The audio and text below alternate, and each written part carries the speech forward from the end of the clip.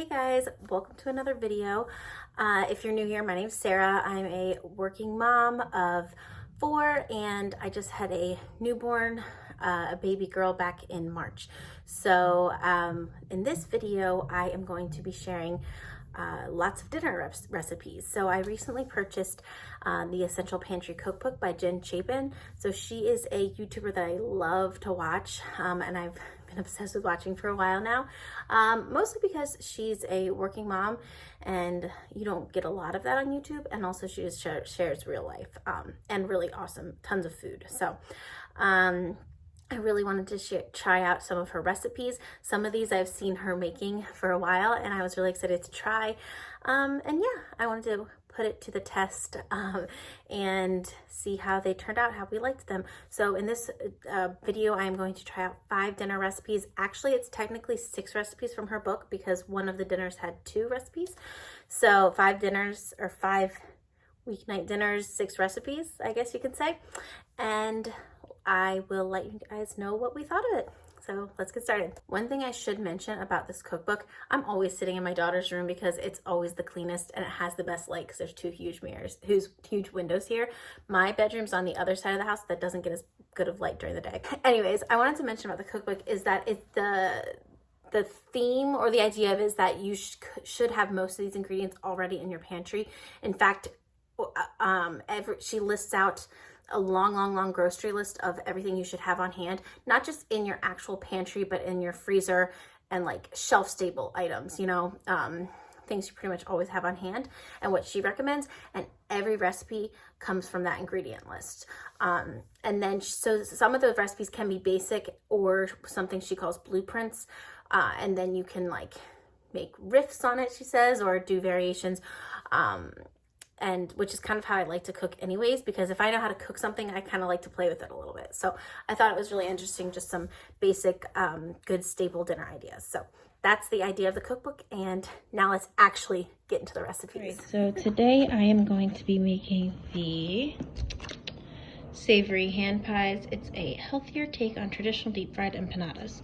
So what you need is a pound of ground beef, also some oil, an onion or half an onion, tomato paste, an egg, some water, garlic, and I got this because I'm lazy.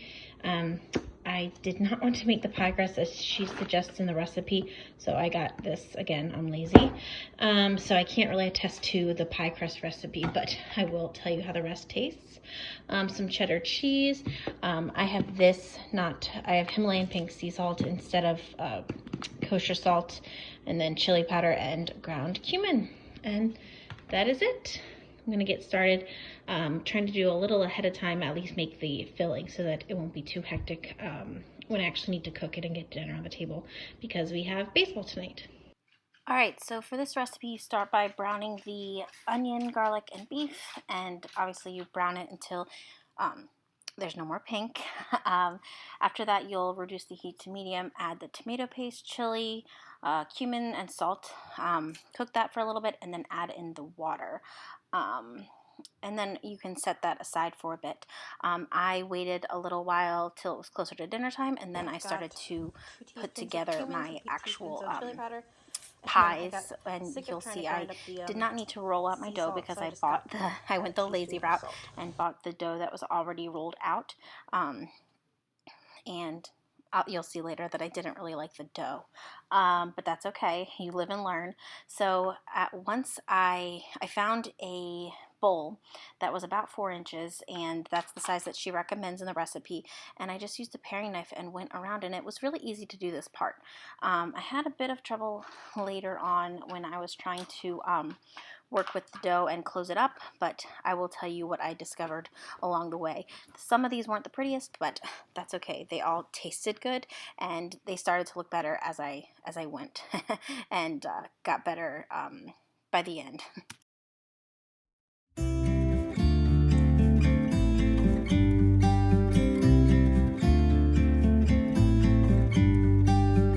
About to leave, already packing, come with me. So I got all my doughs done. I did get 12 out of the 2 pie crusts, so it was the right amount even though I didn't make mine homemade. I just threw them on here for now. I separated the meat mixture into 2 containers because one of my sons really doesn't like melted cheese like that. So this is his. It's about, I think, about 1/3 of the mixture. So instead of a full cup, I'm going to add a little less than a cup to the mixture for me and Hunter. And then little David will just have his own non-cheese ones. I don't know if I said this, but the mixture has cooled down just a little bit for while I handled the dough. I'm not really asking, we'll get away to a place where we don't know. About to see the world in action, what we can be, life with no distractions. We'll get away, this is what we waited for. Take my hand, we'll make it somehow. We can't miss out. I'm done living life with the lights out, down with my own doubts. Be free with me. Be free. Be free with me. So some of these are prettier than others. I don't know if it'll make a difference in the cooking, but I did this to denote the ones that are for my son who doesn't like cheese. This was like my first one. This was my second one. Pretty ugly. A few of them look kind of good though. Yeah, they're not the prettiest, but they definitely were easier once I used this floured surface. Let me flip this around. I'll tell you a few things. So like I said, they're not all the prettiest, but I thought I did a pretty good job. I'm kind of proud of myself. But what helped was definitely putting some flour on the surface. I didn't really think about it because the directions did say to put flour when you roll the dough out, but I didn't have to because this was a pre-made, pre-rolled out pie crust. So it, you know, when I was cutting it with a paring knife, it was perfectly fine. But it definitely helped to have flour on my hands and on the surface to crimp the edges and form them. The other thing is I don't feel like I could fit 2 tablespoons of the mixture in. It was more like 1.5. And so I have a lot of extra mixture, which is perfectly fine because it tastes great and I'll probably eat it with like a salad. But I feel like if I had more dough, I would want to make a few more of the pies. But aside from that, I think it went pretty well. Yeah. Step is to make an egg wash and brush them with it. And then, what, David, what's up? And then put them in the oven at 400 for 10 to 12 minutes. You helping me make dinner? No.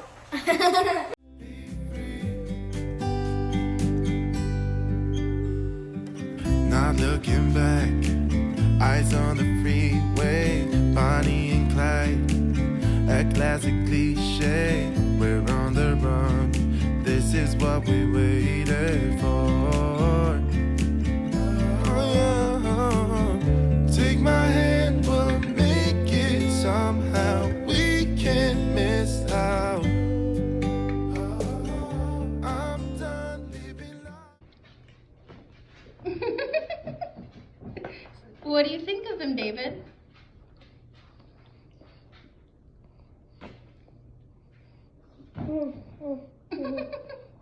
Say what you said. Good.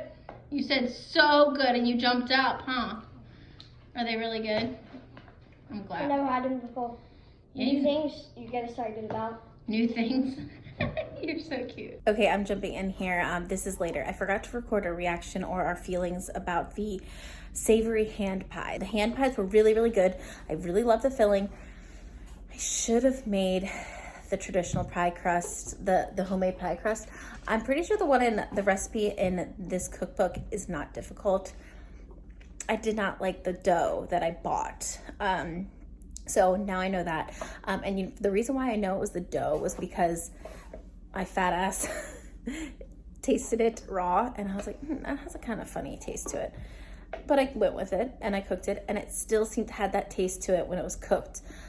Just a different taste, a little off that I didn't really like. So I need to clean that lamp off. It's a little catch-all. I don't like it. If you guys wonder, I don't suggest a lamp like that because it just is a beacon for clutter. Anyways, it was really, really good. I'm gonna put that in my rotation. I will make that again for sure. Really good. Just next time I will use it if I don't. We're making the Korean style beef tacos, and right now it's a little bit before dinner, and I'm gonna work on the little sauce. Sorry if you can hear Addison eating right now. I need to feed the baby. I don't really have any other time to do this, so just ignore that. For the sauce for these tacos, it's really, really simple but really good. It's just sour cream, some lime juice, and then hot sauce and salt. Really easy, but you just mix it all together, and it really did add really good flavor. It was perfect on top of the taco meat, the beef, whatever you want to call it. Something about it, the flavors just worked really well together. With the lights out, die with my own doubts. Be free with me. Be free. Be free with me. Be free.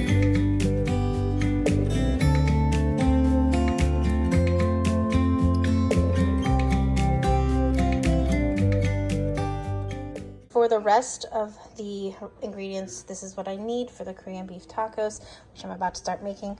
For the sauce, you need sesame oil. I'm just going to use a tiny, tiny bit of hot sauce, lime, soy sauce, and brown sugar. This is pretty similar to what I do for my own stir fries and stuff too, so I'm sure that'll be good. Ground beef, you need a pound, half an onion, and some garlic. And then I've got these small tortillas and garnish it with some cilantro. I hope my kids eat this. For the sauce that goes into the ground beef mixture, you just combine brown sugar, soy sauce, lime juice, sesame oil, and a dash of hot sauce, and just whisk all that together. And then I set that aside because I still had to chop up my onion and cilantro.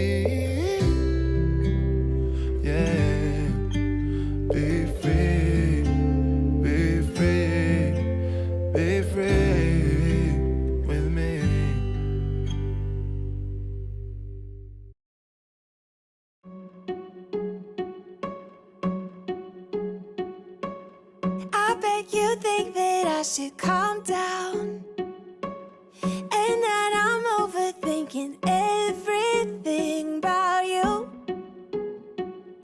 and that we're good the way we are.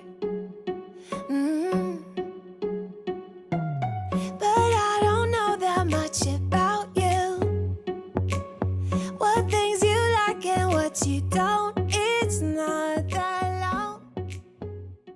Addison is now helping me cook, so if you hear her, she's got the hiccups and is making her little baby noises. So that's just life right now while I'm cooking dinner. So I have got the ground beef in here with the onion and garlic, and once that gets browned all the way through, I'm going to drain it and then put the sauce in it and let that heat for a few minutes, and then we are pretty much done. Since I met you for the first time, you know we should work it out. You know we should work it out. Before I'm too invested, I should probably ask you all my questions. So little David is going to help me make this bag salad that I savagely tore open. We really like it though. And I have a feeling that we'll use it as actually a topping for the tacos, especially David, who likes, he doesn't like sour cream and cheese on his Mexican style tacos. So I'm not sure how the sour cream sauce will be his style, but I think he'll like this. I might try it too, actually, on top of my tacos. All right, and I have turned off the heat. That looks really good. It smells good. I smell that sesame oil, definitely. Sometimes I wish I used less sesame oil than recipes call for, so we will see if I feel that way about this one. I don't know, but it smells really good. Now it's just time to set the dinner table with all our fixins and stuff. All right, we set out a little buffet. It's not a very fancy one. I should have heated up the tortillas, but I don't feel like it. We got the beef, cilantro, the salad, and the sour cream sauce. I'm in shock right now. That's enough, right? Because Hunter doesn't normally eat salad. You like it? Tastes good. Are you gonna add some sour cream to it? Yeah. I only like this salad. Just a little bit. That's good. What else should I add? You should add the salad on yours. That's tobacco. Oh, shush. Add some cilantro. It's good. That's good, Hunt. Put it on. It adds flavor. Okay. One more. Yeah. I made one as the recipe intended with the sour cream sauce and the cilantro, and I made one with a little bit of the salad on it, and we will see. So far, my kids really like it.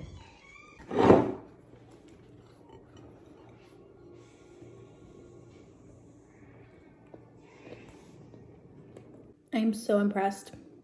You don't need the salad on it, but it is good that way too. But something about the sour cream sauce with the flavors in the beef, and that is the right measurements for the sauce that went on the beef. All of that is great. I'm probably going to steal that sauce recipe and use that in all my stir fries, because I use similar ingredients, but I kind of improvise on the measurements, and sometimes it can be a little off. So I'll probably steal that. The flavors are perfect. I'm obsessed. This is absolutely my favorite so far. I've only tried a couple, but I'm obsessed. I love all like Asian style food, so I'm not surprised, but really good. My kids liked it too, including my picky eater. So it's a win. Hey guys, so it is like 8 a.m. and I'm gonna cook some cod, because who doesn't do that at 8 a.m.? So later today I have to get my lashes done, and that's a really long appointment. I have a ton of other things to get done, and I'm in the middle of meal prepping some regular food. That cabinet's driving me nuts. Why isn't it shut? So I figured I would prep some stuff for dinner tonight. So I'm going to cook the cod, I'm going to make the dipping sauce, and I'm going to boil the potatoes, I hope, so that when we go to compile dinner tonight, it's easy. This is the recipe that we're going to do today. I'm going to serve it with just some smashed potatoes and some broccoli. And this recipe, actually, I went to look for it because I have seen Jen make it in quite a few of her videos, and I had a feeling she would have included it, and she did. So the way that I'm making it is how the recipe states, with cod that you cook. But the other cool thing is you can use like tuna from a can, or you could do salmon from a can, or that's just frozen salmon, or really any type of seafood. This is basically, I make crab cakes pretty often, so this is basically like similar to a crab cake, but I thought it'd be really interesting to try, and I'm really excited. I hope my kids like it. So the seasoning that you're going to put on top of the cod is paprika, kosher salt, Italian seasoning, black pepper, and cayenne, and then you can just rub that on top of your cod. So I don't recommend overcrowding the pan like I did, but I did not realize the pieces did not look that big in the packaging, so they kind of like unfolded, and I wasn't about to get out another pan and dirty that and stuff, so whatever. These look really good. I bet they're gonna be nice and like browned with all this seasoning on top. So they are going in the oven at 400 for 10 to 12 minutes. So the fish looks really good. I'm just going to put this away, and then we'll flake it up and cook it and form it into the cakes later. Get to know you better. I can't find my lemon zester anywhere, or my like grater. I have a feeling my husband put it somewhere up high when we moved in, and I can't find it. So we're just gonna juice the lemon, forget the zest. So, but just know you should have zest in this aioli. All right, for the aioli, you mix together mayonnaise, zest and juice of a lemon, garlic, dried dill, and kosher salt. Again, this aioli was really, really good.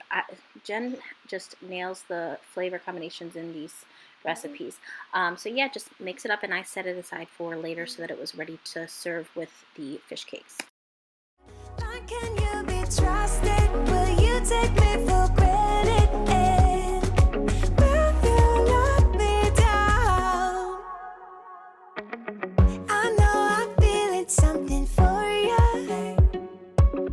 The way you look, the way you laugh, and how you move. It kinda makes me go crazy.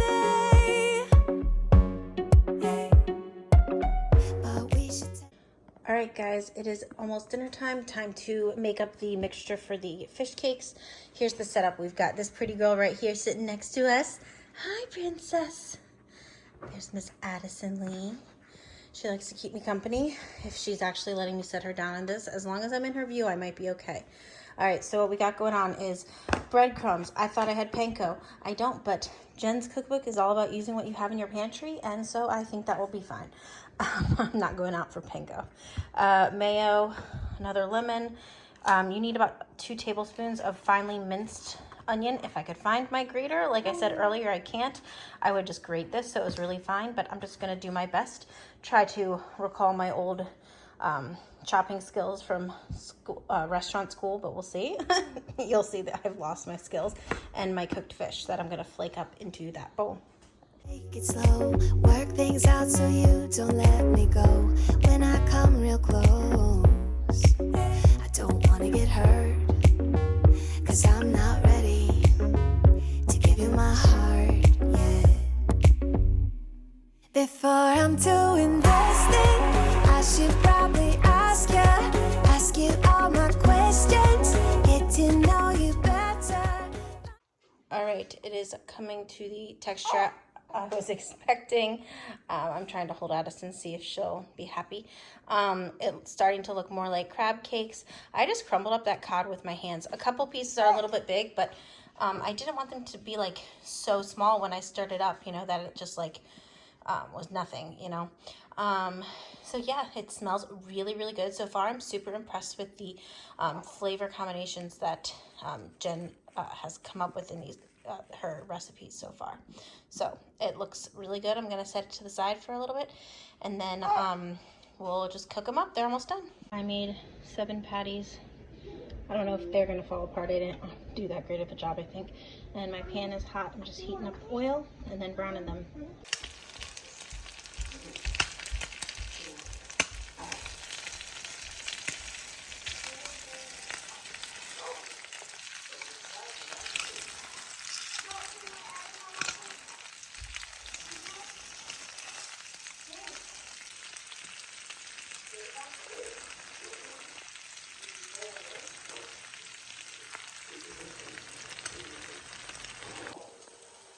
Dinner.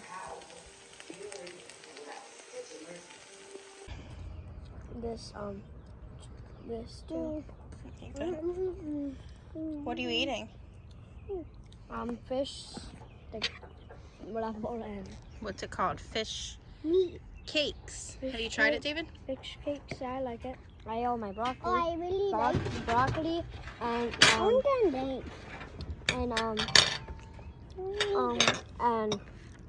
and potatoes. You try the potatoes now. You like it? What do you think of the fish cake? Good. Little David liked it except for the what? Well, I'll wait till you finish chewing. Onion. He's gonna be chewing for a while. I thought it was delicious. Next time I would mince the onion even finer, or even grate it and use a little less. I thought it was good. How it was. What is Well, you don't eat much very good food right now. You didn't like these? He's doing a bodybuilding competition, but they were delicious. The flavor combinations, really good. The aioli, really good. Yeah, I wasn't even supposed to eat that. Your shoulder looks really good. I know, I forced him to try one.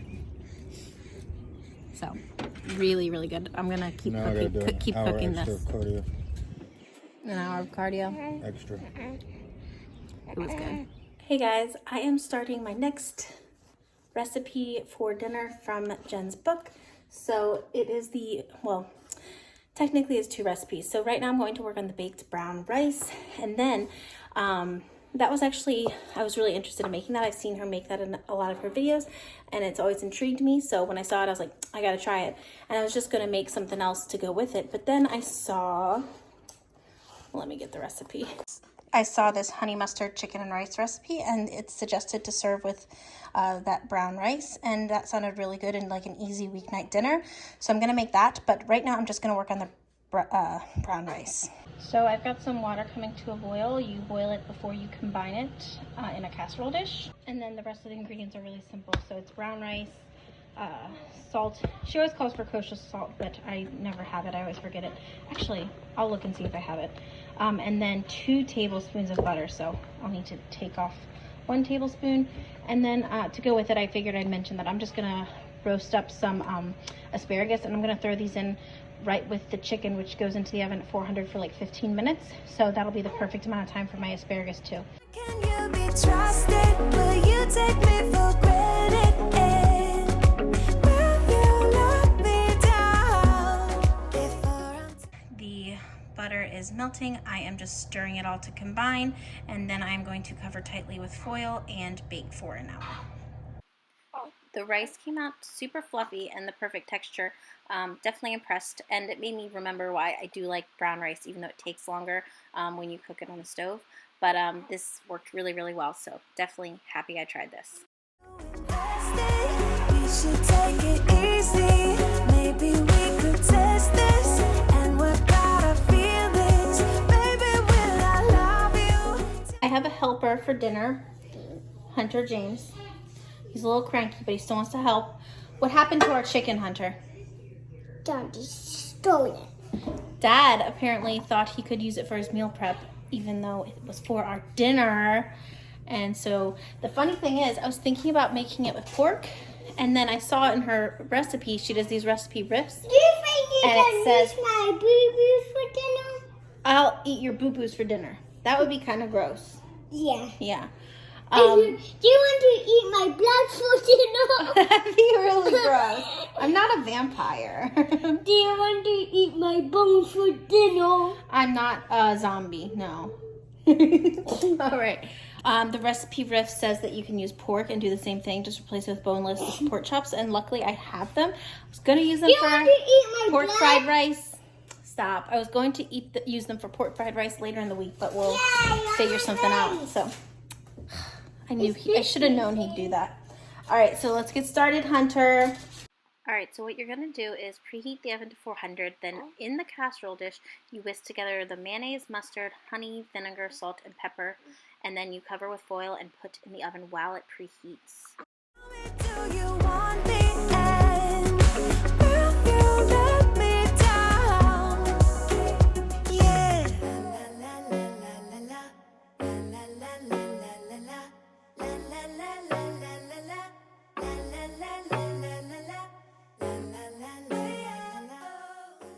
Taste it? It tastes better once we add honey to it. I haven't added the honey. Drink the water, drink the water.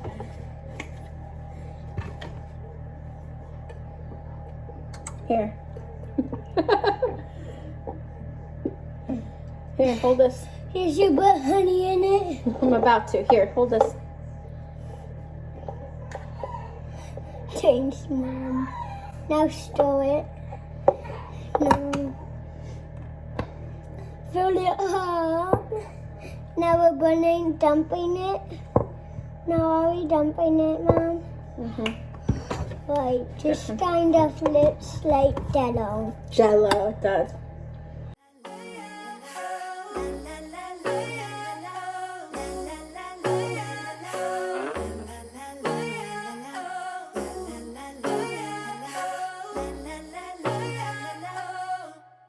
Before I'm too invested, I should probably ask you all my questions, get to know you better.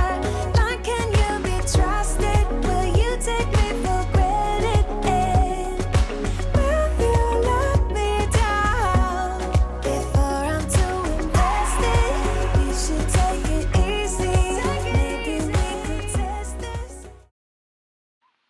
So now you're going to season the meat of choice with salt and pepper on both sides and sear it in a skillet before you're going to put it in the oven to cook the rest of the way.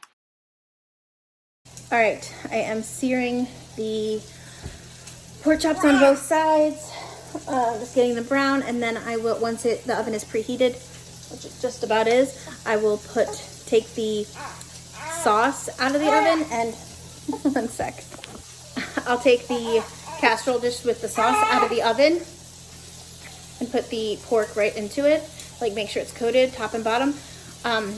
It's a little bit odd to me to have the honey mustard and like a mayo sauce and put it in the preheating oven. You're supposed to put it in there while it's preheating.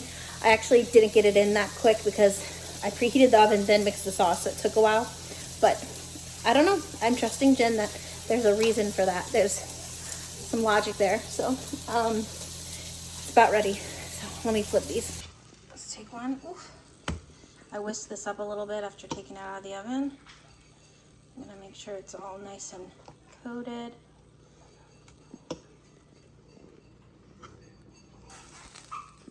Ooh, starting a fire. Things are hectic here because it is just me and the 3 kids, and Addison isn't really wanting me to cook dinner. My husband's at something for the army tonight, so. They are in the oven. Since pork chops are so much thinner, I'm just gonna put them in the oven for 10 minutes. The recipe said for chicken breast 10 to 15 minutes, so I'm gonna try 10. Should be good because they're already seared. So, hi. You like to make my life easy, huh? But so much better. I love you. And this is the final result. I really liked it. I think my boys like a sweeter honey mustard sauce, but I really liked it. It was a great, easy weeknight dinner. So our last recipe we're doing is the slow cooker creamy chicken chili, and it's basically like a dump and go recipe, so I'm really excited. Jen was making this in some of her recent videos, and it looks really good. She was like raving about how good it is, so, which I mean she should say about all her recipes, but she said this one's really good. So I'm just going to basically dump all this into my crock pot and turn it on. I am going to do low for 8 hours. It says high for 4 or low for 8. I've got 8 hours. I've got 3 chicken breasts in the crock pot, and then here's what else you need. I've got chicken broth instead of vegetable broth. She says you can use it interchangeably. Dill, cumin, chili powder, garlic, salt and pepper, and then the cans you need are diced tomatoes not drained, corn, and pinto beans. I believe that's everything. Sorry, Addison's crying. I'm gonna have to pause this and go take care of her for a minute. Also, I'm foregoing hot sauce. That's all. Since this is a dump and go recipe, there's really no explaining that I need to do, so I just wanted to take this opportunity to say that I really like this recipe. My one son, who doesn't really like cheese, he liked it at first, and then I think he decided the cream cheese flavor, I think that's what did it for him. He didn't love that. My younger son really liked it. Me and my husband were in love with it.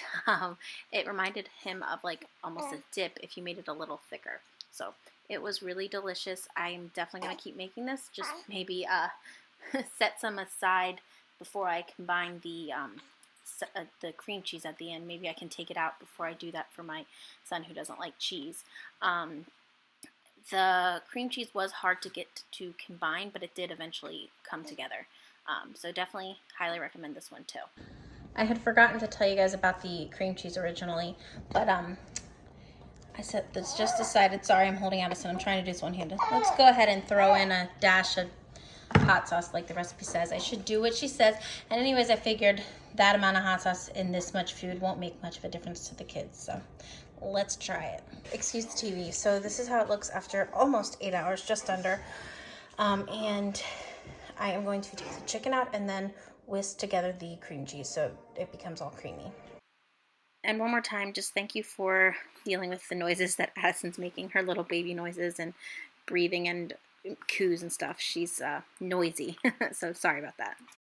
We're not quite putting a full cup of cheddar cheese because we have one non-cheese lover, right? David doesn't love cheese, right? No. It still needs to get combined a little bit. Jen said it's kind of hard to get it combined, but she said it'll come together. So go ahead, dump the cheese in, buddy. Good job. But we still see some orange. Let's keep going. It'll melt. Good job, Hunt.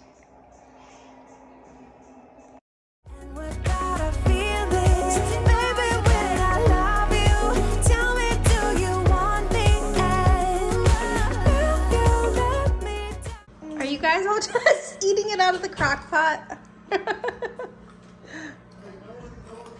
You guys like it? What do you guys think? What do you think? I double dipped. That's okay. All right, so that is going to conclude this video. Needless to say, I really, really liked her cookbook, and I really liked the recipes we've tried so far. I think my favorite may have been the Korean beef tacos because I make like Asian inspired food a lot, and that sauce combination, like it was just the perfect ratios. It was really, really, really good, and the sauce on top, it was really good. I think that might have been my favorites. I was also impressed with the fish cakes because I've made crab cakes, but pretty much being from Maryland, I'm like Old Bay all the way, and they have a totally different flavor profile than the seasonings that she used in her fish cakes, and I absolutely loved it. So I never tried anything like that. So I love that too. Everything was really, really good. So yeah, we love this, and I would definitely recommend her cookbook, or you know, checking out Jen's YouTube channel. Of course, if you're here, you probably are familiar with Jen because she's awesome. So all right, that is going to conclude this video. I hope you guys enjoyed. If you want me to do any more of these cookbook things, let me know. I was thinking about doing the Eat Once, Cook All Week thing, that cookbook. So we'll see. All right, I will talk to you guys in my next video. Bye.